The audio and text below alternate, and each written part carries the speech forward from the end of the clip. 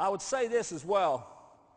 This event today is not about demanding the right from authority to give us our freedom.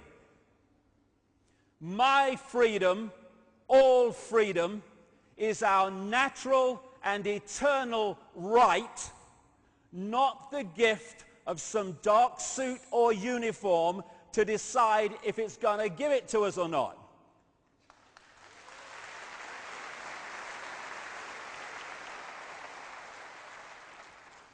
And so this is also not a day for being intimidated and frightened by this big brother crap and all these goons in uniform who seek to impose someone else's will upon us. It's just about exposing the way they're seeking to enslave us so we can see the game and therefore not play it. In fact, my attitude to Big Brother can be summed up thus.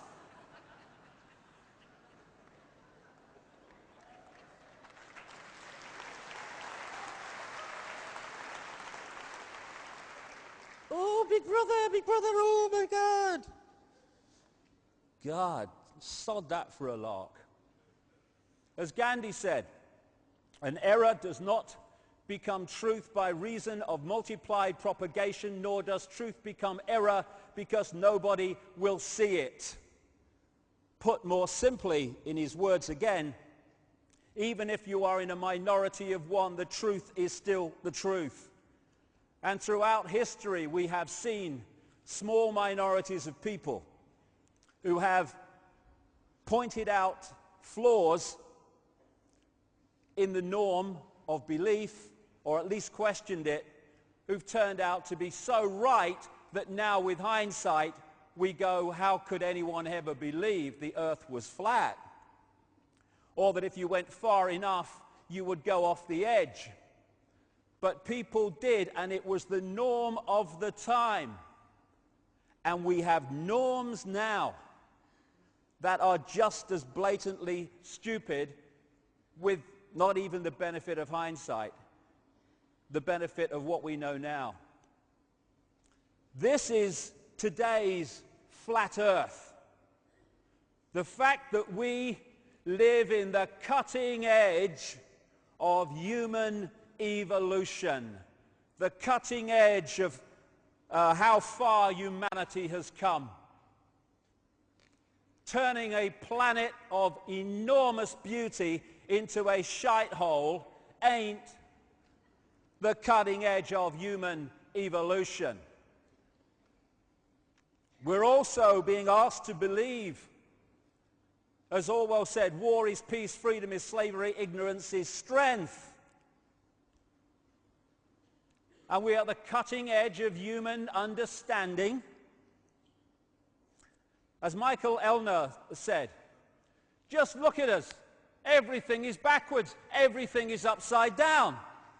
Doctors destroy health, lawyers destroy justice, universities destroy knowledge, governments destroy freedom, the major media destroys information, and religions destroy spirituality.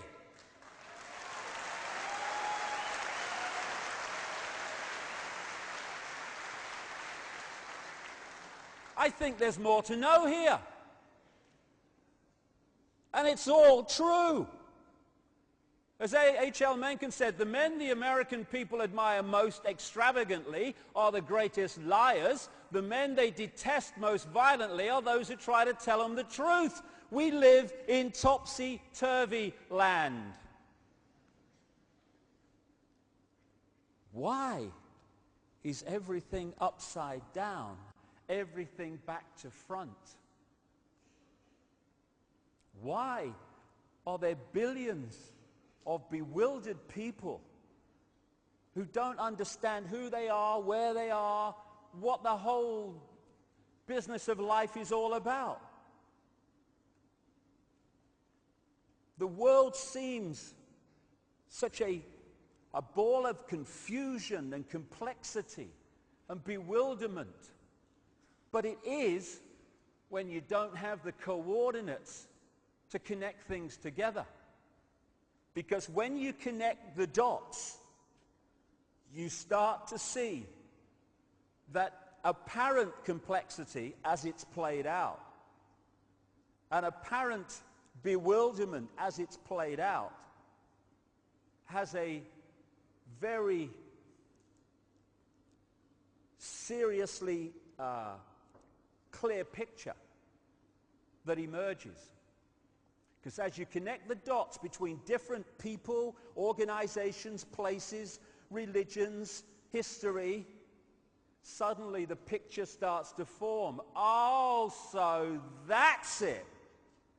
If you don't connect the dots, it's just a mass of what's all this about.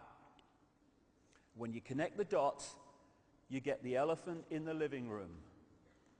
You can start to see daily life and the daily news, or passes for it, and all this stuff in a completely different light.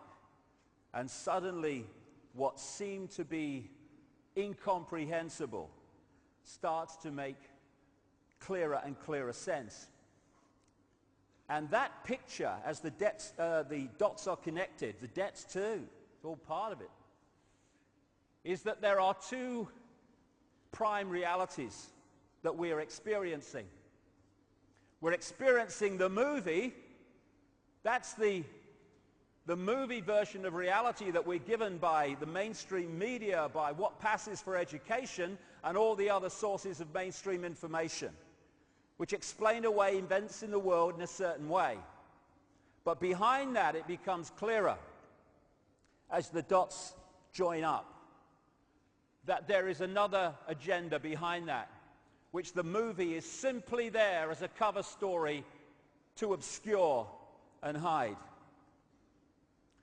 And the foundation of that cover story, or the foundation of that secret agenda, is to get billions of people on this planet to wear a mask and play out a false identity that they don't even know is false. You know, we can talk about banking scams and political scams and secret societies, and we should and we will later on as we go through this. But what those involved in the research of all this whole conspiracy stuff, I feel, need to appreciate is if that's as far as you go and no further, then you too are playing a kind of movie, because you are looking at how it's playing out instead of the real foundation from which this whole conspiracy is based. And that is manipulating people to believe they're something they are not and to forget what they really are.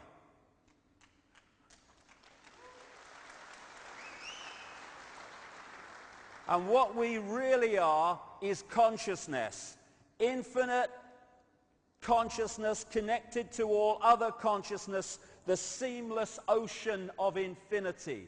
And we can move our point of observation around that consciousness and express and celebrate its uniqueness, but we are all of one infinite mind, one infinite consciousness.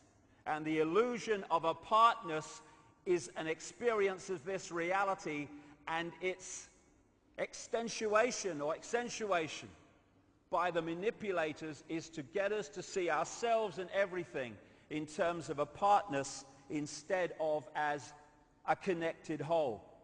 This is symbolically, even more than symbolically, the situation that this whole conspiracy is designed to put us in a bubble of consciousness which I call body consciousness.